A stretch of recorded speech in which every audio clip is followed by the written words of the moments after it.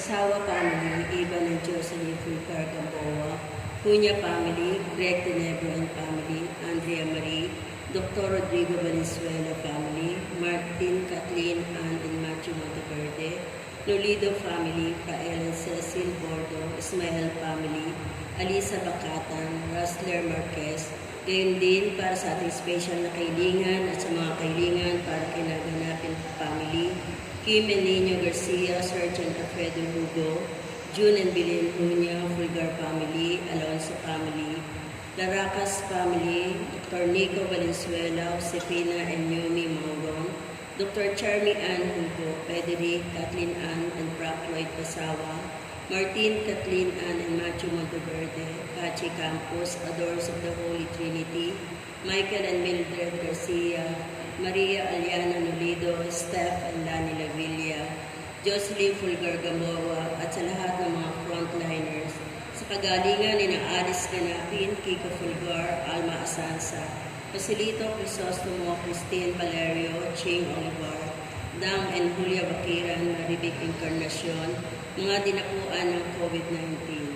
Para sa ikaluluwalhati ng lahat ng mga kaluluwa, lalo na sa mga kaluluwang nakatala sa ating parokya at sa mga kaluluwa ni na Herminia, Ben, Rubino, Remigio, Sipina, Mary, Edgar, Rodolfo Sr., Abelardo Sr., Esther, Goldwyn, Remedios, Samuel, Maria, Enrica, Antonio, Anthony Cesar, Mary Belen, Brigida, Iluminado Sr., Teresa, Irma, Cayetano, Maria, Vicente, Procesa, Felipe Sr., Filomena, Mario, Linda, Julio, Arsenio, Miles, Jose, Reneo Sr., Aurora, Renita, Hiner, Ahmed Emmanuel, Pink, Juanita, Genevieve, Cecilio, Pedro, Flora, Urbano, Candida, Lauro, Rosario, Josepino, Alonso, Porfiria, Lorenzo, Jenil, Carmen, Marcela, Victoria, Gregorio, at sa mga kaluluwa ng mga namatay ng COVID-19.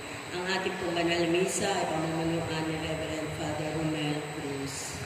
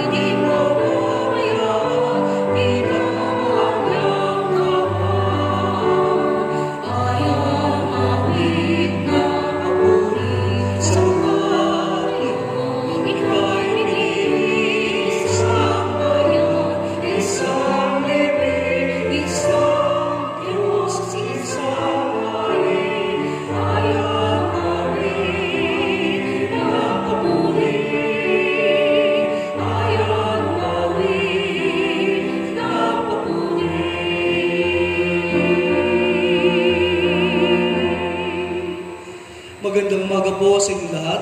Magandang umaga din po, Father. Ngayon po ay pinagdiriwang natin ang dakilang kapistahan ng banal na Santatlo. Kaya bilang isang pamilya, simulan natin ang ating banal na pagdiriwang sa ngalan ng Ama, ng Anak at ng Espiritu Santo. Amen. Sumainyo ang Panginoon. At sumayin. Tayo ay nagdiriwang ng dakilang kapistahan ng tatlong persona sa iisang Diyos. Ito ang taluktok ng ating pananampalatayang Kristiyano. Tayo ay binibiyayaan o binibinyagan sa ngalan ng Ama at ng Anak at ng Espiritu Santo. Ang ating pangarap ay maging mapagmahal na anak na Ama, masigasig na kapatid ni Jesucristo at tunay na pinananahanan ng Espiritu Santo. Ngunit kahit tatlo ang persona ay iisa ang Diyos na pinaka-makapangyarihan sa lahat. Kailangan iisa lamang ang Diyos dahil kapag dalawa o tatlo ang Diyos, ay wala nang nakakasakop sa lahat. Maghahati-hati sila ng nasasakupan. Kaya nga lamang ay malungkot ang nag-iisa. Subalit ang Diyos ay hindi malungkot sapagkat hindi siya iisa. Sa matindi at mahiwagang pagmamahalan ng tatlong persona, sa isa't isa ay mararanasan ang ligayang walang hanggan. Sa taong ito ng ekonomismo ay matutun sana ang lahat ng mga Kristiyanong sundan ang halimbawa ng pagkakaisa ng Ama, Anak at ng Espiritu Santo. Mga kapatid, aminin natin ang ating mga kasalanan upang tayo ay maging marapat gumanap sa banal na pagdiriwang.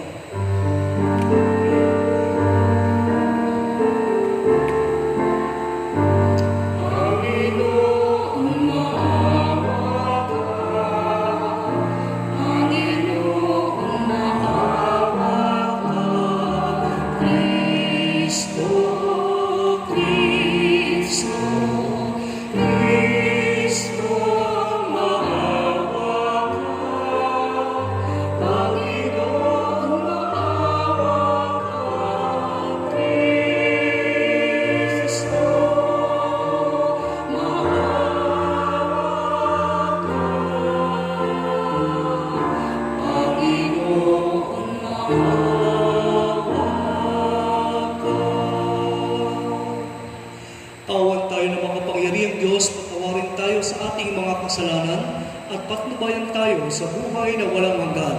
Amen. Papuri sa Diyos sa kaitaasan.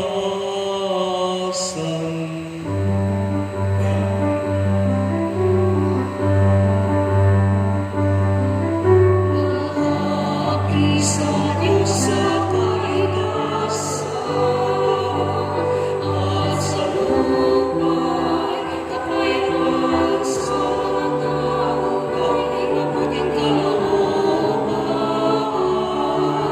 Pinupuri ka namin, inaaraman ka namin, sinasamba ka namin, inululwalhati ka namin, inasasalawagan ka namin, dahil sa dakilang kaluwalhatian.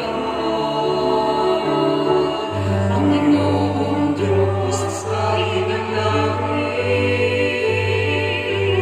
Diyos ang makapangyarihan sa lahat.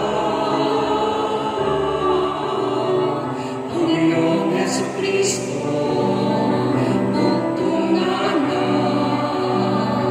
Panginoong Diyos, Kordero ng Diyos, alam ng amor. Ikaw managalis sa mga kasalanan ng sanlibutan, bawat sa amin.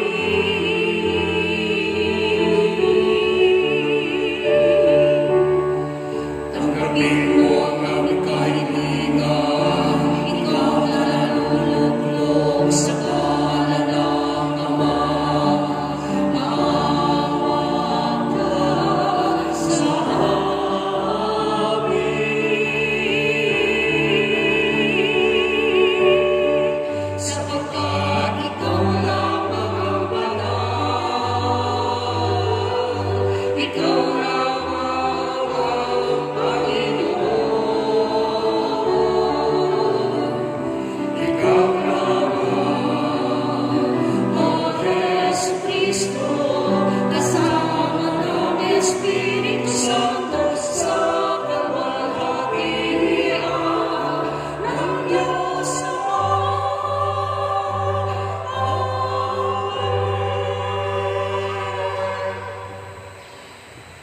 Manalangin tayo.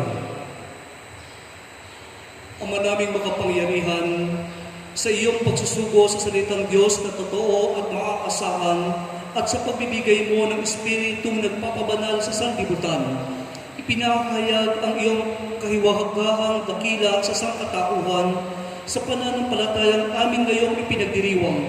Ipagkaloob mo aming maidangal ang tatlong persona sa walang hanggang kadakilaan at aming sabahing lubusan ang iyong iisang pagka-Diyos sa mahal na kapangyarihan sa pamamagitan ng Kristo kasama ng Espiritu Santo magpa sa walang hanggan. Amen.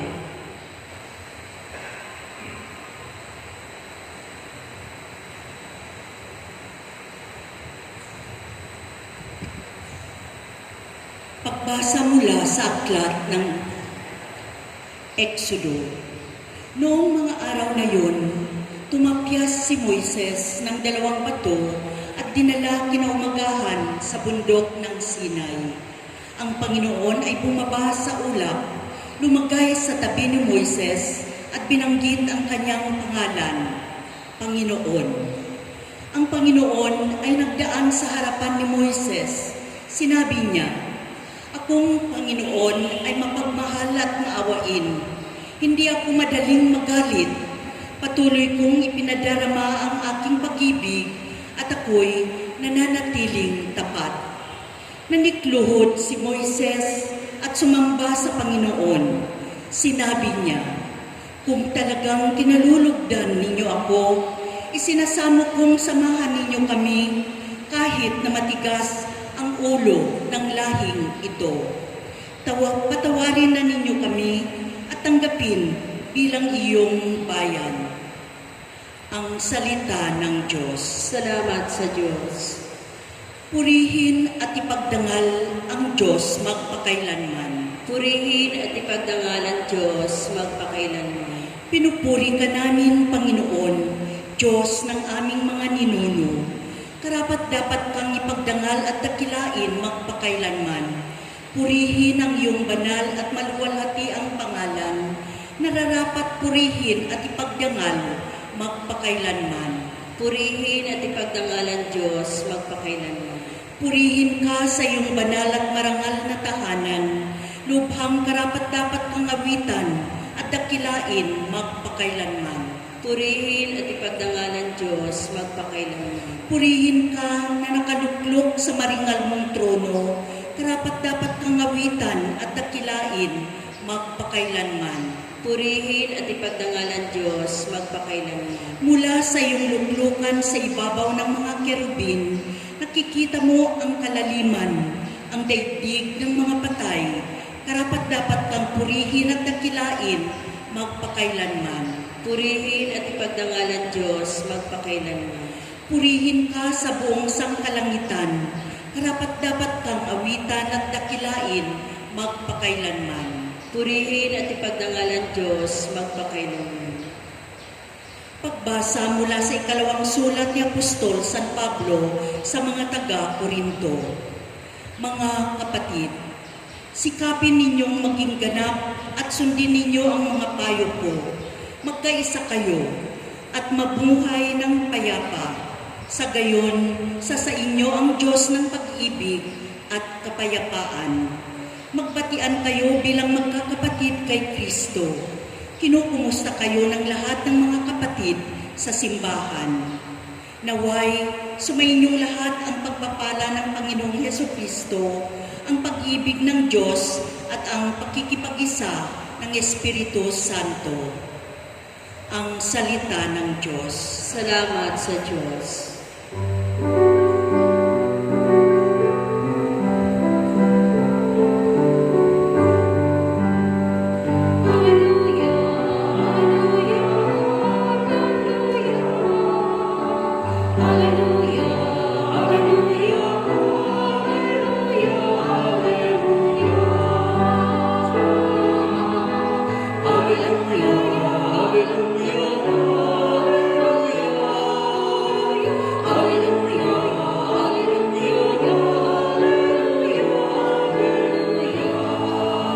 Dakila ang amang mahal, anak, Espiritong banal, noon, ngayon, kailan pa man.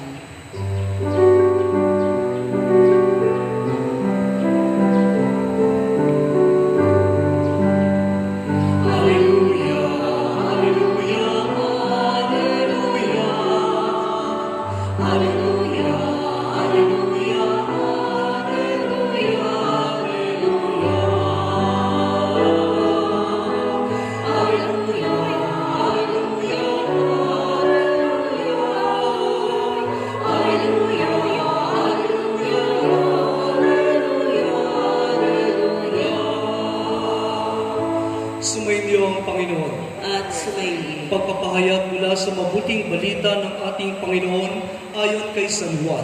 Papuri sa iyo, Panginoon. Gayon na lamang ang pag-ibig ng Diyos sa sanlibutan. Kaya ibinigay niya ang kanyang bugtong na anak upang ang sumasampalataya sa Kanya ay hindi mapahamak, kundi magkaroon ng buhay na walang hanggan. Sapagkat sinugo ng Diyos ang kanyang anak, hindi upang hatulang maparusahan ang sanlibutan, kundi upang iligtas ito sa pamamagitan niya. Hindi hinahatulang maparusahan ang nananampalataya sa bugtong na anak ng Diyos, ngunit hinatulan ng kaparusahan ang hindi nananampalataya sa Kanya. Ang mabuting balita ng ating kaligtasan. Pinupuri ka namin, Panginoong Jesucristo. Pagkakaisa sa pagkakaiba-iba, unity in diversity.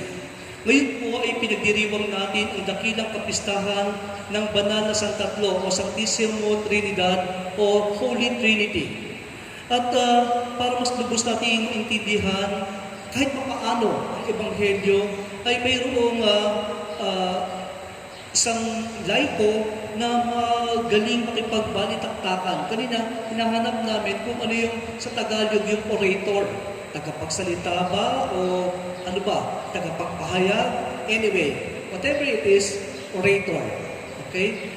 Parang kung mapupunta kayo sa Luneta, until now, meron dun mga grupo ng mga tao na meron silang specific topic at nagkakaroon sila ng debate o pagpapalitan ng kanilang kaisipan at puro sa maraming bagay. Like sa politika, sa reliyon, sa pag-ibig, sa relasyon, at marami pang topics. So nagpapalitan sila ng kanilang pag-iisip o kamalayan. At itong live ko na ito, ang pangalan niya ay Frank. At isang araw ay ang kanilang topic ay tungkol sa religion and specifically tungkol ito sa Banal na Santatlo. At tumagal ang kanilang pagpapalitan ng puro-puro ng 2 oras kahit umulan at bumagyo pa yun, diretso pa rin sila doon. Kahit until now, kaya po sa Luneta, pumunta kayo doon, masarap pakinig kasi hindi sila nag-aaway, kundi nagpapalitan ng kanilang kaisipan. At isa sa mga interesting na sinabi ni Frank doon sa kanyang pagpapahayag ng Banal na Santatlo ay ang Banal na Santatlo daw ay buhay sa bawat isa sa atin. Buhay siya ngayon. Hindi ito lang ay nakalutang ng mga letra na turo ng simbahan. At sabi niya, kahit na anong paliwanag, kahit na anong analogy o kahit na anong paghahalin tulad mo sa pangyayari, sa mga bagay, sa Sanctissimo Trinidad, ay hindi natin lubos ito mauunawaan dahil ito ay isang misteryo. At maraming ginawang libro, siguro sa homily, marami na kayong narinig sa mga pare, articles, talks about Trinity. Ito yung mga pahapyaw lamang. Pero hindi natin lubos na maunawaan. At mayroong mga bagay na makikita ka o maririnig ka tungkol sa Banal na Santatlo. Sa Ebanghelyo, sa Biblia, ay particularly sa Ebanghelyo ni San Juan, na sinasabi niya dito, ang Banal na Santatlo ay alam natin lahat na Ama, Anak, at ang Espiritu Santo. Perhaps the best known reference that we can refer to is yung Ebanghelyo ni San Mateo sa talata 28 at kapitulo 11. At anong sinasabi dito? Humayo kayo sa lahat ng tao at gawin silang tagasunod ko. Basbasan niyo sila sa ngalan ng Ama, ng Anak, at ng Espiritu Santo. And the most graphic image of the Trinity is during the baptism of the Lord Jesus in the Jordan River. Sabi ni San Marcos sa kapitulo 1 at talata 11, may isang tinig na bumaba na animoy isang kalapati at nagsabi, ito ang pinakamamahal kong anak.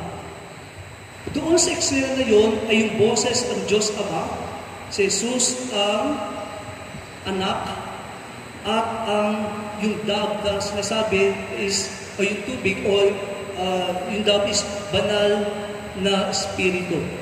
Yun lang yung imagery natin. Yung ang Ama, yung boses, yung kalapati ay ang Espiritu Santo at si Jesus. Sabi din ni San Pablo sa ikalawang pagbasa ay ito yung pagbati. The grace of our Lord Jesus Christ and the love of God and the fellowship of the Holy Spirit be with you all.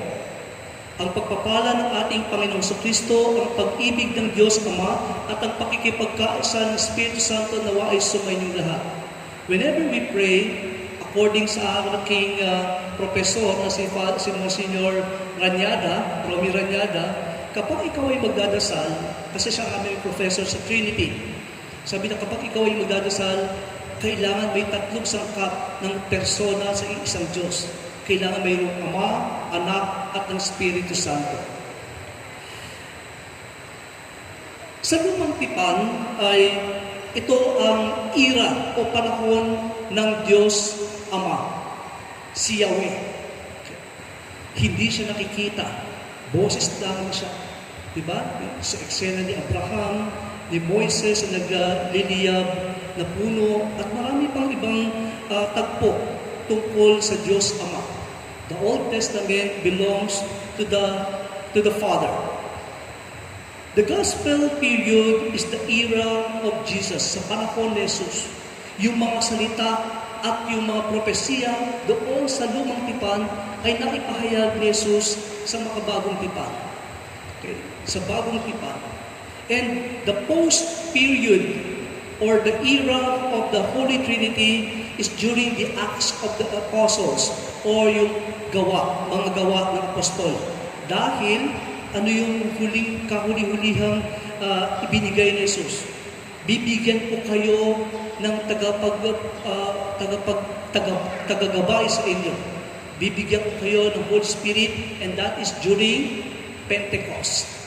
Diba? Hiningahan niya ang mga disipulo at nagsalita sila ng iba't ibang lingwahe pertaining to their faith.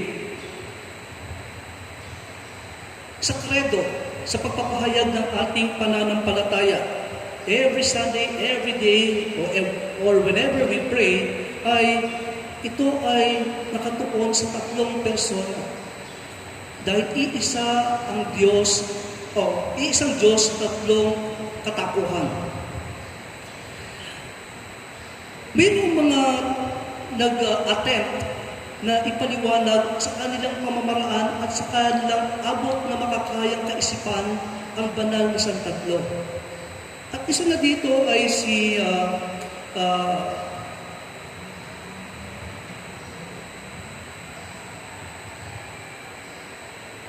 St. Ignatius of Loyola. Ang sabi niya, bago daw makabuo ng isang tinig o ng sound, dapat ay may tatlong nota. Dahil hindi daw ito magiging tinig kapag hindi ito walang tatlong nota. So hindi mabubuo yung isang tunog ng walang tatlong nota. Yung paraan ni San Ignacio ng Loyola sa pagpapaliwanag ng Holy Trinity. At sabi naman ni St. Patrick, para daw itong clover leaf. Hindi tatawagin clover leaf yan kapag dalawa lang ang bahagi, dapat yung tatlo. So, ganun lang kasimple. Nung kami binigyan ng final exam tungkol sa Trinity ni Monsignor Romy Ranyada, at sabi niya, mag-isip kayo ng sarili niyong analogy o paghahalin tulad base sa inyong karanasan tungkol sa banal na Santatlo. At sa kaiisip ko, ay naisip ko lang yung tatay ko nung bubuhay pa siya. Dahil ang tatay ko ay isang guro, isa rin siyang ama, at isa rin siyang anak. So, tatlo yung kanyang ginagawa ng papel sa buhay sa isang katauhan. Yun lang yung kaya ng isip ko. Pero more than that, ay alam ko na mas malalim at mas malawak pa ang kahulugan ng banal na Santatlo. Ano ngayon ang banal na isang tatlo sa buhay natin? Paano natin ito maisa sa buhay? At mayroong suggestions. Okay? Whenever we pray, for 3 minutes lang ang sinasabi. Una daw, pag nilayan mo yung mga sa isang buong araw bago ka matulog, yung first minute ay ilaan ito sa Diyos Ama. At ano naman yung equivalent ng Diyos Ama sa ating pananalangin? Ano yung magandang nangyari sa iyo sa araw na ito? Kaya halimbawa, yung long lost friend mo, nakasalubong mo at nakilala ka at nagkwentuhan kayo. Balikan yung mga masasayang alaala niyo, yung mga kalokohan, everything. The second minute of your prayer is ano naman yung mga hindi magandang karanasan sa araw na ito. Kaya halimbawa, nakita mo yung kaaway mo, kumulo yung dugo mo. Yung mga bagay na itataas mo sa Diyos at i-refer mo to sa Diyos Anak na si Jesus.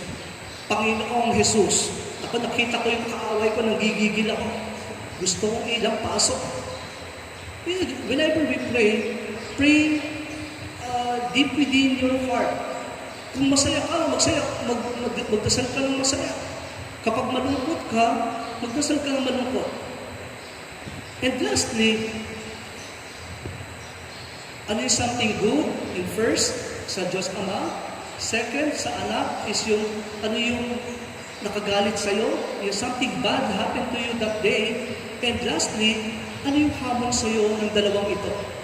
Sa gitna ng kasayahan mo, sa gitna ng hamon, ano naman ang iyong gagawin tatlong minuto. 3 minuto lang ang hiningi sa atin.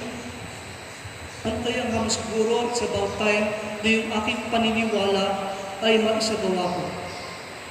Na kahit na galit ako dito sa kaaway ko, dahil sa batas, ay mahalin mo yung kaaway ko, yung hamon.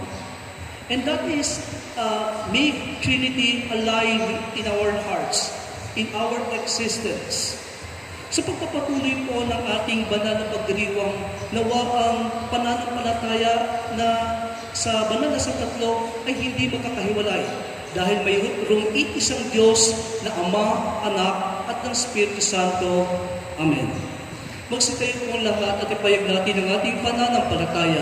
Sumasampalataya po sa Diyos sa mga makapangyarihan sa lahat na may gawa ng langit at lupa. Sumasampalataya ko kay Kristo, iisang anak ng Diyos, Panginoon natin lahat. Nagkatawang tao siya na lang ng Espiritu Santo. Ipinanganak ni Santa Maria ang Birhen. Pinagpakasakit ni Poncio Pilato.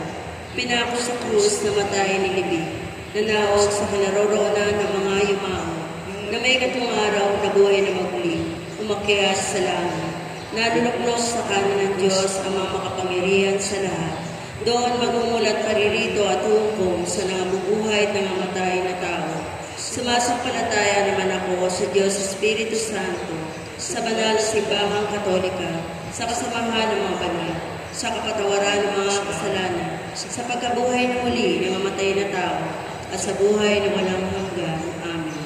Hingin natin sa Diyos Ama, Anak at Espiritu Santo na maging bukas ang aming mga puso sa pagkilos ng Espiritu Santo. At sa bawat kahilingan ang ating pong itutugon, Diyos Ama, Anak at Espiritu Santo, dinggin ninyo kami. Diyos Ama, Anak at Espiritu Santo, dinggin niyo kami. Para sa mga namumuno sa simbahan, upang sa tulong ng 3 persona sa iisang Diyos, ay mabigkis nila sa pagkakaisa ang lahat ng mga Kristiyano sa iisang bayan ng Diyos. Manalangin tayo. Diyos Ama, Anak at Espiritu Santo, dinggin ninyo kami. Para sa mga namumuno sa ating bansa, lalo na sa panahon ito ng COVID-19 pandemic, upang mabigyan sila ng karunungan at kakayahang mapanatiling ligtas ang ating mga kababayan, manalangin tayo. Diyos Ama, Anak at Espiritu Santo, dinggin ninyo kami. Para sa lahat ng mga gumagawa sa ating mga pag-aamutan at nagsisikap na sugpuin ang pagkalat ng COVID-19 pandemic, upang sila ay manatiling ligtas at pagpalain ng Diyos para sa kanilang kabayanihan, manalangin tayo. Diyos Ama, Anak at Espiritu Santo, dinggin ninyo kami. para sa mga taong dinapuan ng COVID-19 virus upang sila ay lumakas ang pag-asa sa Diyos, gumaling sa kanilang sakit at makabalik sa paglilingkod sa kanilang mga anak sa simbahan at sa bayan. Manalangin tayo. Diyos Ama, Anak at Espiritu Santo, dinggin ninyo kami. Para sa ating lahat na nakakatipon sa pagdiriwang na ito, upang sa ating pagsisikap na gawing tunay na mga anak ng Diyos, kapatid ni Kristo, at tahanan ng Espiritu Santo, ay maikalat natin ang pag-ibig at pagdadamayan sa ating bansang naghihirap dahil sa COVID-19 pandemic. Manalangin tayo. Diyos Ama, Anak at Espiritu Santo, dinggin ninyo kami. Tahimik nating ipanalangin ang ating mga sariling kahilingan.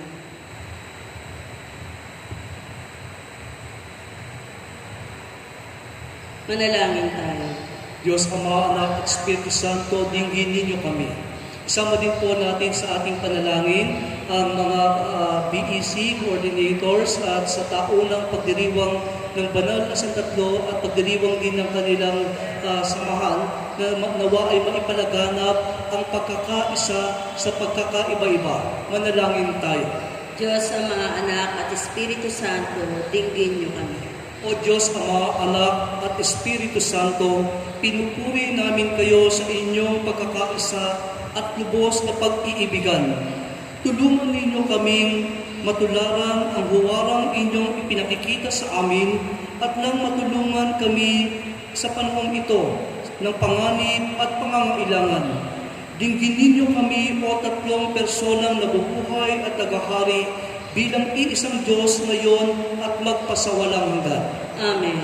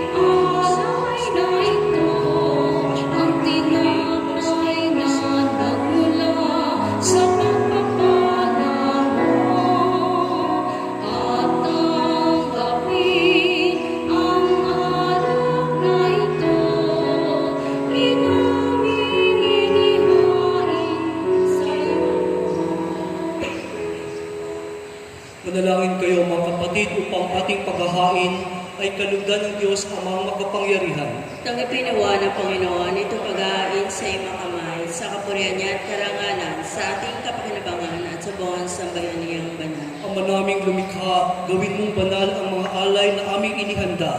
Ngayong aming sinasamba at sinasambit ang ngalan mong dakila at pakundangan sa mga alay na ngayon nasa dambana. Kami naway maging laging nakalaan sa iyong adhika sa pamamagitan ng Kristo kasama ng Espiritu Santo magpasawalang hanggan. Amen. Sumainyo ang Panginoon. At sumayin rin. Itaas sa Diyos ang iyong puso at diwa. Itinasa namin sa Panginoon. Pasalamatan natin ang Panginoong ating Diyos. Marapat na siya ay pasalamatan. Ama naming makapangyarihan, tunay ngang marapat na ikaw ay aming pasalamatan. Kaisa ng iyong anak at ng Espiritu Santo, ikaw ay iisang Diyos na pinapanginoon ng mga tao. Ang iyong anak at Espiritu'y di naiiba sa pagka-Diyos mo, ano pat kahit tatlo'y iisang Diyos na totoo. Ang kadakilaan mong ipinahihiwatig upang aming panaligan ay siya rin naming sinasampalatayanan tungkol sa iyong anak at Espiritong Banal. Bagamat may tanging pag-iral ang bawat isa, iisang Diyos pa rin ang aming sinasamba. sa kapangyarihan taglay ay walang pagkakaiba. Kaya kanisa ng mga anghel na nagsisawit ng papuri sa iyo ng walang humpay sa kalangitan, kami nagbubunyi sa iyong kadakilaan. Santo, Santo, Santo, Panginoon Diyos makapangyarihan, napupuno ang langit at lupa ng kalwalhatian mo. Hosana sa kaitaasan, pinagpala na paligid mo sa ngalan ng Panginoon. Hosana sa kaitaasan.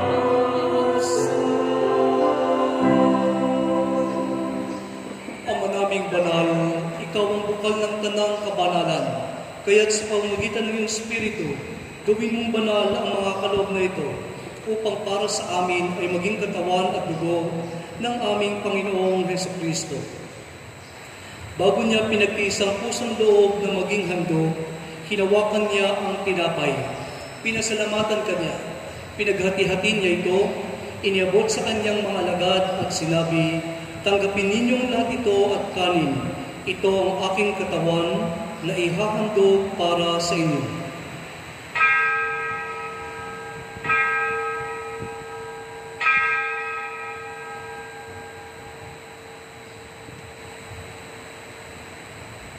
Gayun din naman nang matapos ang hapunan, hinawakan niya ang kalis. Muli kanyang pinasalamatan. Iniabot ang kalis sa kanyang mga alagad at sinabi, "Tanggapin ninyong lahat ito at inumin. Ito ang kalis ng aking dugo, ng bago at walang hanggan tipan. Ang aking dugo na bubuhos sa inyo at para sa lahat sa kapagpapatawad ng mga kasalanan. Gawin ninyo ito bilang pag-alaala sa akin."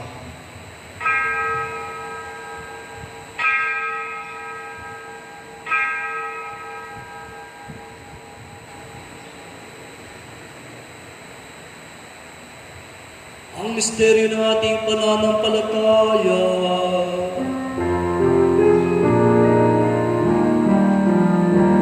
Sa krus mo at pagkabuhay, kami natubos mong tunay. Poong Jesus, naming mahal, iligtas mo kaming tanan. Poong Jesus, naming mahal, ngayon at magpakailanman. Ang mga ginagawa namin ngayon ang pag-alaala sa pagkamatay at muling pagkabuhay ng iyong anak. Kaya iniaalay namin sa iyo ang tinapay nagbibigay buhay at ang kalis na kakaloob ng kaligtasan. Kami nagpapasalamat dahil kami yung minarapat na tumayo sa harap mo para maglingkod sa iyo. Isinasama namin kami magsasalo-salo sa katawan at dugo ni Kristo ay mabuklod sa pagkakaisa sa pamamagitan ng Espiritu Santo. Amalingapin mo ang iyong simbahang naganap sa buong daigdig. Puspusin mo kami sa pag-ibig. Kaisa ni Francisco na aming Papa, ni Roberto na aming Obispo at ang lahat ng kaparian. Alalahanin mo rin ang mga kapatid naming nahimlay nang may pag-asang sila'y muling mabubuhay, gayon din ang lahat ng mga pumanaw. Kaawaan mo sila at patuloyin sa iyong kaliwanagan. Kaawaan mo at pagitapatin kaming lahat na makasalo sa iyong buhay na walang wakas, kaysa ng mahal na Birheng Maria na ina ng Diyos, kaysa ni San Isidro Labrador at ang lahat ng mga banal na namuhay dito ng kalugod-lugod sa iyo. May pagdiwang nawa namin ang pagpupuri sa kararangal mo sa pamagitan ng iyong anak na aming Panginoong Hesukristo. Sa pamamagitan ni Kristo, kasama niya at sa Kanya, ang lahat ng parangal at papuri ay sa iyo, Diyos Ama, makapangyarihan, kasama ng Espiritu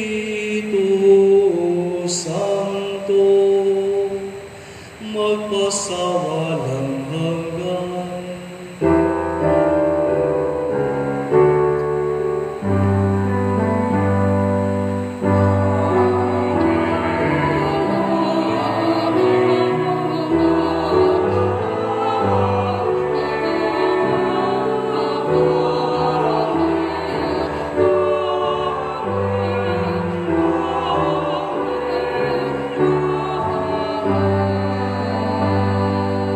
Sa tagubilin na kagagaling na turo at utos ni Jesus na Panginoon natin at Diyos, ating ipahayag ng lakas loob.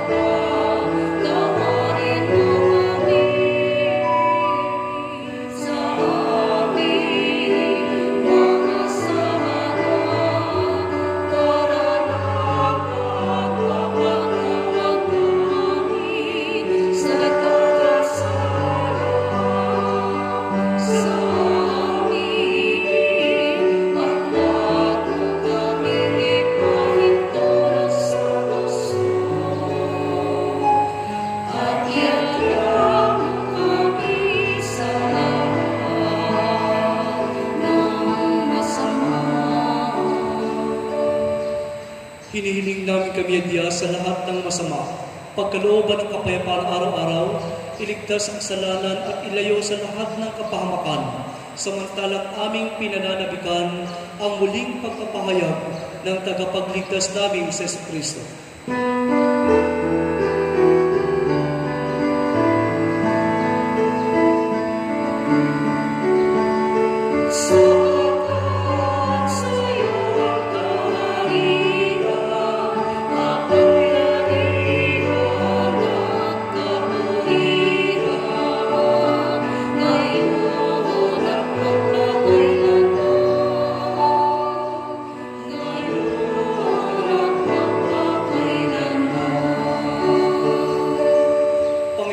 Kristo, sinabi mo sa iyong mga apostol, kapayapaan ang iniiwan ko sa inyo, ang aking kapayapaan ang ibinibigay ko sa inyo. Tunghayan mo ang aming pananampalataya at huwag ang aming mga pagkakasala. Pagkalooban mo kami ng kapayapaan at pagkakaisa ayon sa iyong kalooban, kasama ng Espiritu Santo, magpasawalang hanggan. Amen. Ang kapayapaang kaloob ni Kristo nawa ay sumainyo lahat. At sumayon. Bigyan po tayo ng kapayapaan sa bawat sa peace with you po. Cordero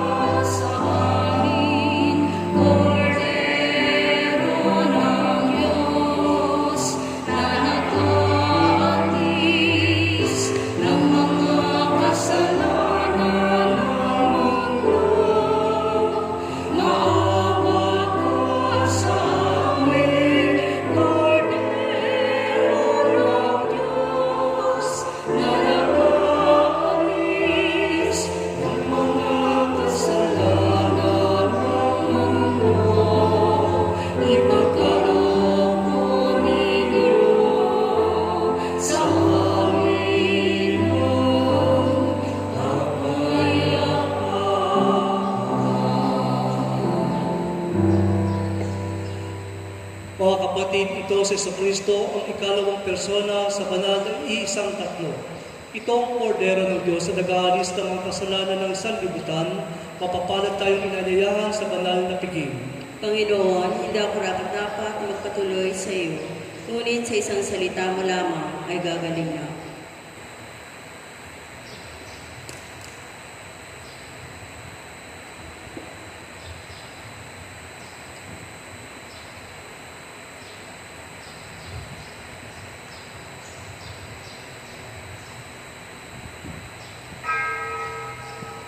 Act of Spiritual Communion. Aming Jesus, nananalig kaming ikaw ay nananahan sa pinakabanal na sakramento.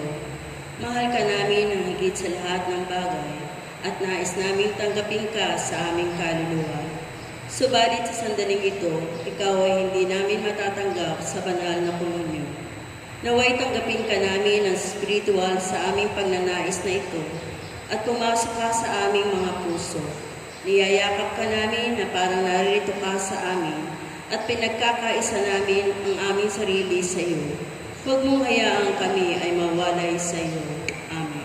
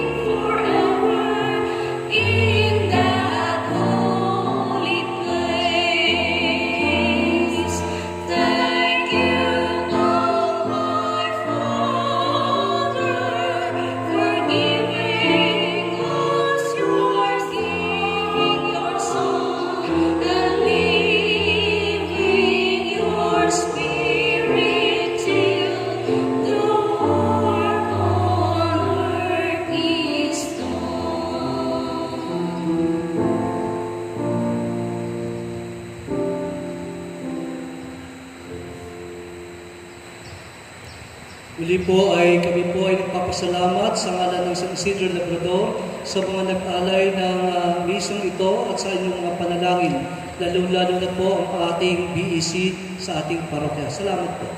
Manalangin tayo. Ama naming kapagmahal, mapakinabangan nawa ng aming buong katauhan ang pagtanggap namin sa mga banal na pinagsaluhan at ang aming pagsamba ng may pananampalatayang lubusan sa tatlong persona ng iisang Diyos lamang, sa pamamagitan ng sa Kristo kasama ng Espiritu Santo, magpasawalang hanggan. Amen. Sumainyo ang Panginoon. At sumayin. Pagpalain kayong lahat ng makapangyarihang Diyos, Ama, Anak, at Espiritu Santo. Amen. Tapos na po ang ating banal na pagdiriwang, umayo kayong mapayapa upang ang banal na iisang tatlo ay paglingkuran. Salamat sa Diyos. Magandang umaga.